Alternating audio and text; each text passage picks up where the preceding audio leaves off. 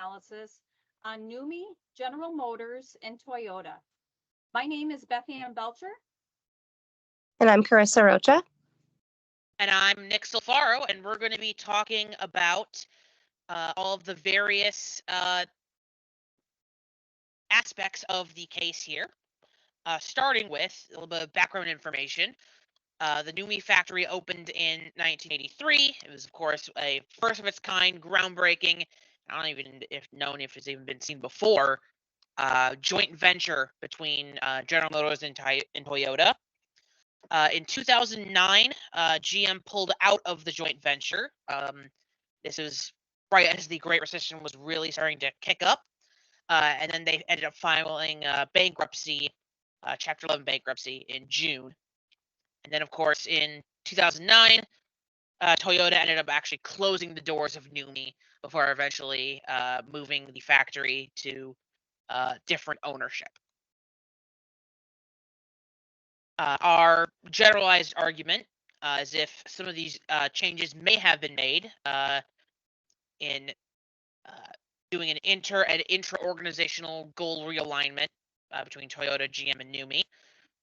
If there was more of a focus on training and job enrichment, standardization and continuous improvement of both the workforce and the products.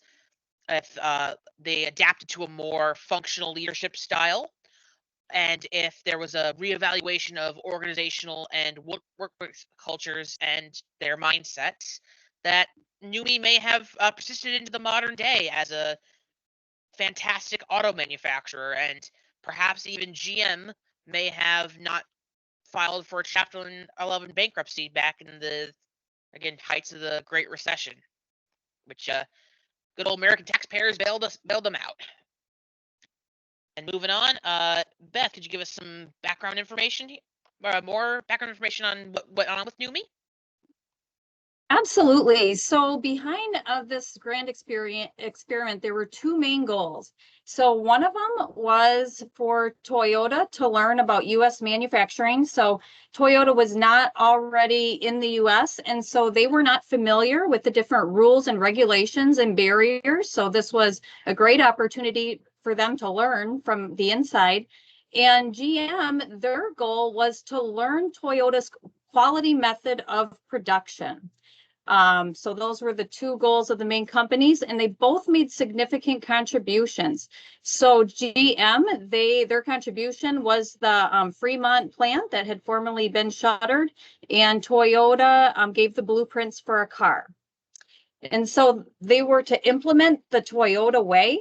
And so the Toyota way is a management style that focuses on two main pillars of continuous improvement and respect. And I would say both of those things were pretty much non-existent prior at the Fremont plant. And so the result of this experiment was a culture transformation that we'll talk about later on in the presentation. Awesome. So throughout the evaluation of our case, we came up with employee motivation. So our text does state that motivation explains why we do the things that we do. Motivation is a very important factor in any organization, and employees just simply need to be motivated in order for them to help meet the organization's goals. Now, just through our case evaluation, we kind of noticed that not everybody has the ability to motivate, and it's ultimately the key factor in what drives performance. Sadly, GM failed to do that in their transition with NUMMI. But Toyota, they understood the importance behind employee motivation and worked to create a culture that supported that so that their employees felt confident, they felt knowledgeable, supported, which motivated them to help them be successful. And then leading into performance management. Performance management is defining, monitoring, measuring, and evaluating, and providing consequences for performance expectations. So it's very important that new and current employees, they need to know the impact that their work has on the company. GM, as we found out, they struggled to gain reliable employees before NUMMI. Their employees they showed no pride in their work, which led to the bad automobiles being produced. Toyota had that culture of openness, vulnerability, and problem solving, which their employees were aligned with the interest of their managers, and that created the empowerment to successfully produce. And lastly, we covered how power and influence in politics played a role in NUMI, namely in that because there was this system of both employees working in teams and then cross-training discipline and cross-discipline training, the employees even on the factory floor of NUMI were granted expert power by being able to become familiar with each and every step of the manufacturing process so that they could actually become knowledgeable and informed and be comfortable speaking their mind about when there were problems on the line or if there was something that could be improved. Uh, Unfortunately, and on the flip side, NUMI Commandos, the 16 initial management sent by GM to work and learn at NUMI, uh, did fail to actually insert, or it failed to influence the greater part of GM, a bit due to some poor planning on GM's part, but also just due to the fact they weren't able to easily persuade many of the both unionized factory workers and also GM factory management to adapt to these new NUMI systems. And perhaps due to some of the uncertainty, it kind of caused a lot of the workers to double down into political behavior uh, around their auto worker unions. Now we get to what we think could be done to improve NUMI and or what might have been strengths that GM could have taken advantage of to improve themselves as well. Our first one being the common vision and goals among both Toyota, GM, as well as NUMI itself. Toyota went into this joint venture with an actionable plan of, hey, we want to learn how these regulations work, how to deal with the unions, very clear goals before they went and reached the end goal of, all right, we feel comfortable enough to start opening our own factories in America.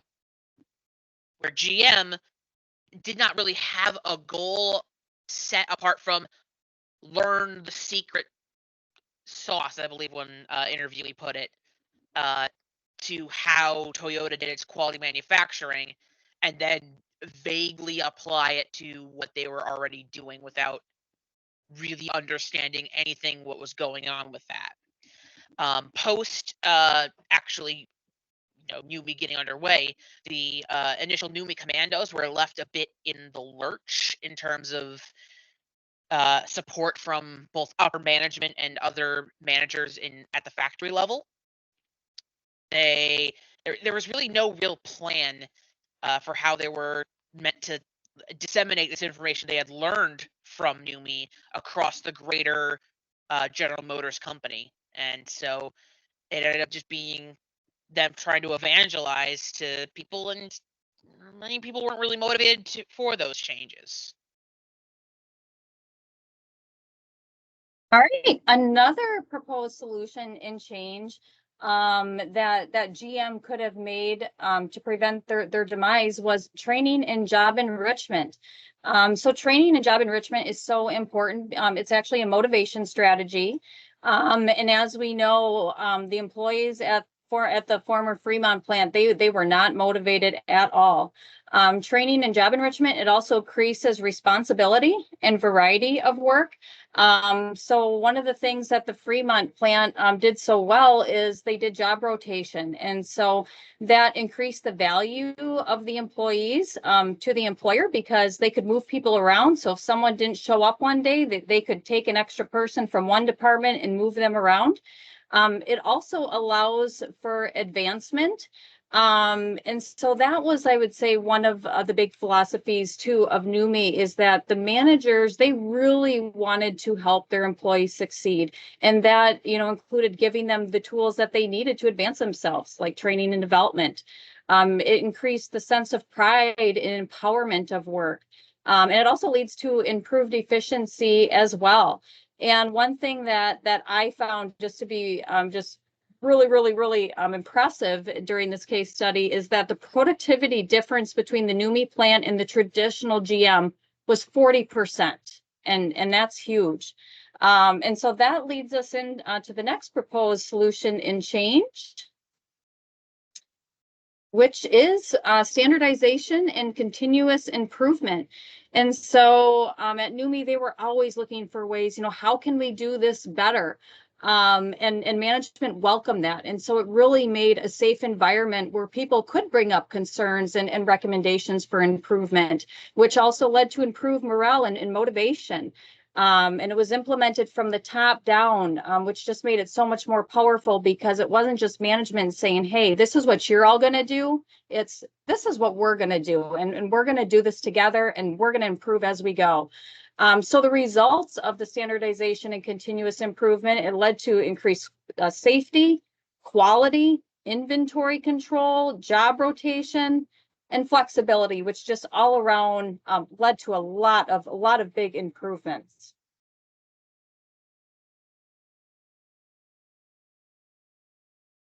Oh, Chris is muted.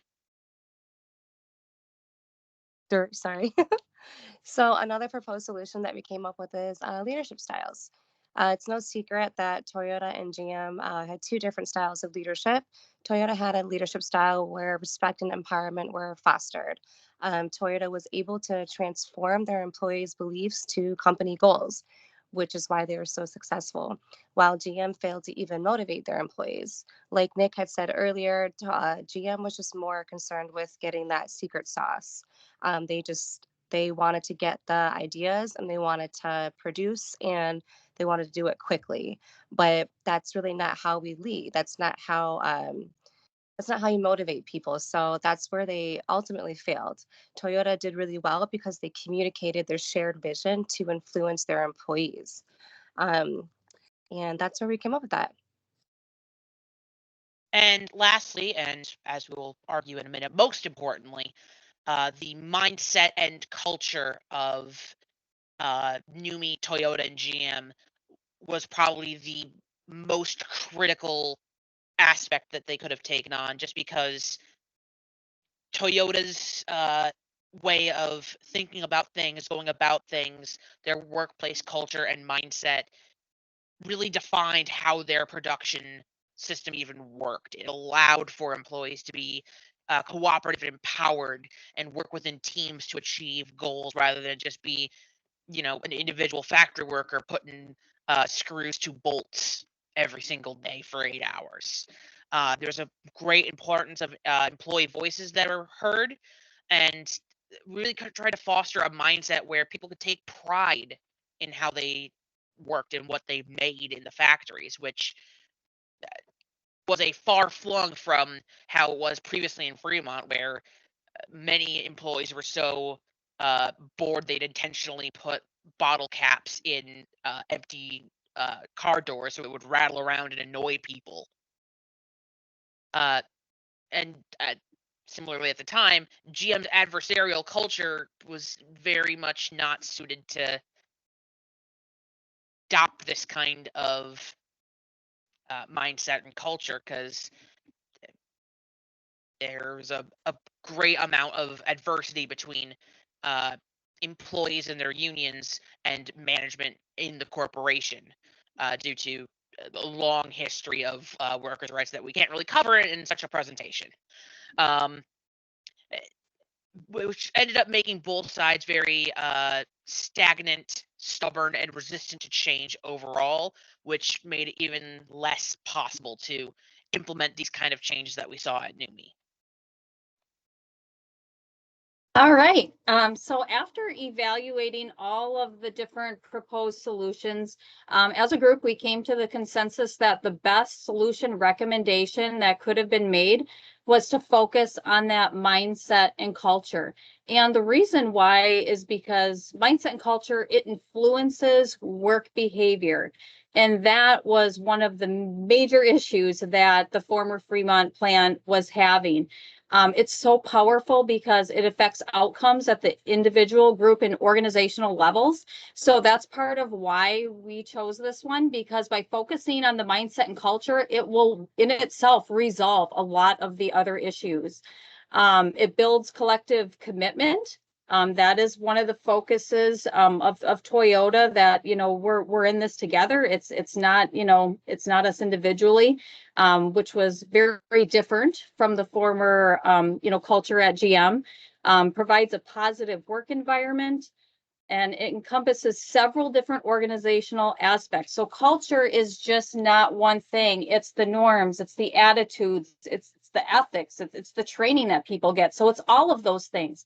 And for that reason, it is one of the most difficult things to change.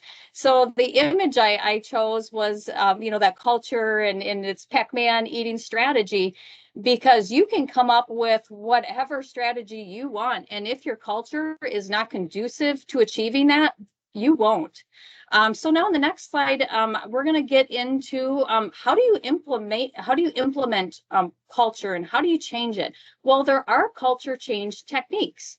And so the easiest, fastest technique is through observable artifacts. So like in the under the old GM at the old Fremont plant, what they could have done is they could have been putting like performance metrics, all over, and just really, encouraged people, hey, this is where we're at. This is, what our goals are, and just make it really visible to them. They could have put up, different, motivational posters and sayings, to help keep people motivated. Another strategy for implementing culture change techniques is through training programs. So training programs are so important because they help employees do their jobs through clear communication and expectations, which were pretty much non-existent before. It also provides, the employees the tools and the equipment that they need to do their jobs, which is so important as well.